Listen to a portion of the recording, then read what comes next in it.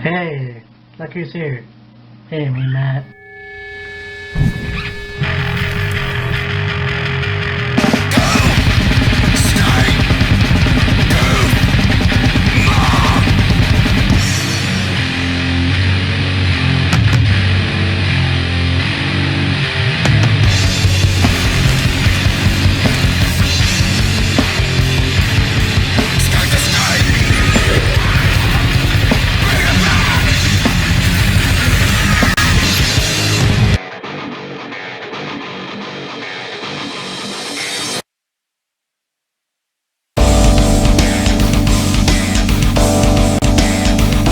Matt here. So just finished fight for the Fallen, and yeah, well, a good show. I think that this was again, unlike WWE, a show where it is a better atmosphere. It is outside, and I believe that this show definitely was better in a way than Fighter Fest. I liked Fighter Fest, but this show definitely, John Moxley came back, so I got to see that match, and it was a different outcome than I thought, but it was what I really wanted. So we began with the TNT Championship, Cody versus Sonny Kiss, and a good match. I really believe that Cody is slowly starting to turn. There was a few rumors here and there, but he definitely did some things that Arn didn't appreciate, like taking off the turnbuckle pad. You had the Alabama Slam, you've had Crossroads, of course, Disaster Kick. This was a good match. Sonny Kiss definitely had a few moves of his own, a good wrestler in himself, but Cody ended up retaining the TNT Championship, so I can't wait to see where it goes from here. You have FTR, and yes, it says fuck the rules, so I think it's pretty cool. What I like about this is that they have a similar theme song to when they were in WWE as the Revival, kind of. They got the hey thing going.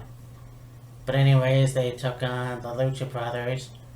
And you had, of course, the Buffalo Boys in the Lucha Brothers corner. This was a really good match, too. And I think that the Elite definitely took them to the limit. The Lucha Brothers definitely had a few good moments in this match. But afterwards, you had the winners, FTR, stand tall. You had Kenny Omega and Young Bucks come out. You had Kenny with a cooler. He came out, he gave 2 beers to FTR. He grabbed himself a beer and they toasted, but then FTR basically spilled the beer on Kenny's head, so there's that. That's not the end though. You had the Inner Circle come out. You had Ortiz and Santana with Chris Jericho coming out. And Chris Jericho cuts a promo on Orange Cassidy. And he's got a jug of orange juice. Santana has something too, but I reckon it's a flask. So anyways, they toast to Orange Cassidy. They pour some of the orange juice on the ring. Out comes Orange Cassidy. Chris Jericho cuts him up, calls him a piece of shit. Says, get the hell out of my ring. Orange Cassidy, he does this. Which turns into this. And a whole lot of orange juice falls on Jericho and Santana and Ortiz. So, I don't know what's worth dumping liquid on wrestlers now, but this was an interesting segment. It wasn't just orange juice, it was obviously oranges as well, but it was interesting in itself, but there it is. You have, for the first time ever, at least in my knowledge, the Nightmare Sisters, which included Allie and Brandy. It's nice to see Allie wrestling again. I know she was paired up with the Buffalo Boys, Braxton and the Butcher, or Butcher and Blade. obviously, and it was nice to see her wrestle here. And she came out, I'm assuming she had a stuffed cherry thing. I don't even know if it was a cherry. Reckon to her days back when she was called Cherry Bomb in the Indies. This match was really cool. They took on MJ Jenkins and Kenzie Page. I seen Kenzie last week. This match was really good. I think that Brandy and Allie work well together. You have Dustin and like white and red makeup or whatever that was. I don't know, but yeah, this was a good match. I think that, like I said, they work well together. Allie picked up the win, and the Nightmare Sisters got the victory. Obviously, it was awesome. I hope to see more from those two. It's kind of cool to see that these guys definitely know how to wrestle. Obviously, being in Ring of Honor, Allie being on Impact and elsewhere, and Smash as well. But yeah, this was a good match. You had Nyla Rose coming out and saying that she has a new manager and she wasn't going to explain who the manager was going to be. So out comes Vicky Guerrero.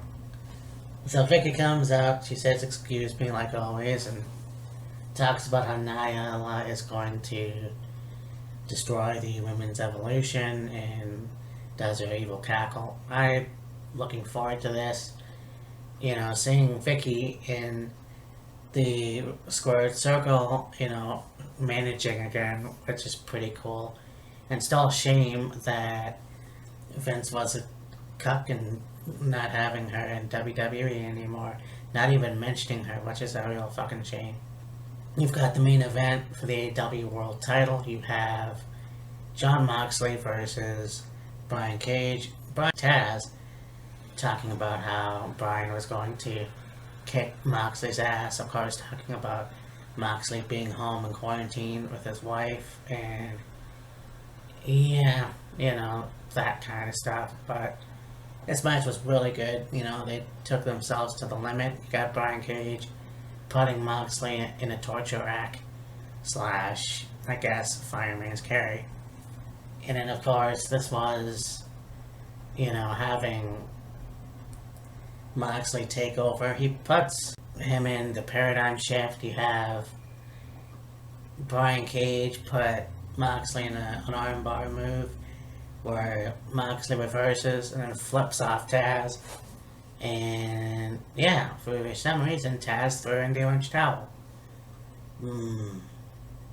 I mean, I liked it. I really did. I think that was, you know, a smart move. Like I said in my prediction video, I did not want to see Brian Cage as a double champion, as a lot of other wrestlers are, and it's a fucking trend. So, anyways, and I can't wait to see what happens next for them. But anyways, this was a good review, and hopefully we get to see more from Moxley. I want to see more from the Nightmare Sisters. And yeah, Wheels of Fury are back in action coming up, so look forward to that, and I'll talk to you later.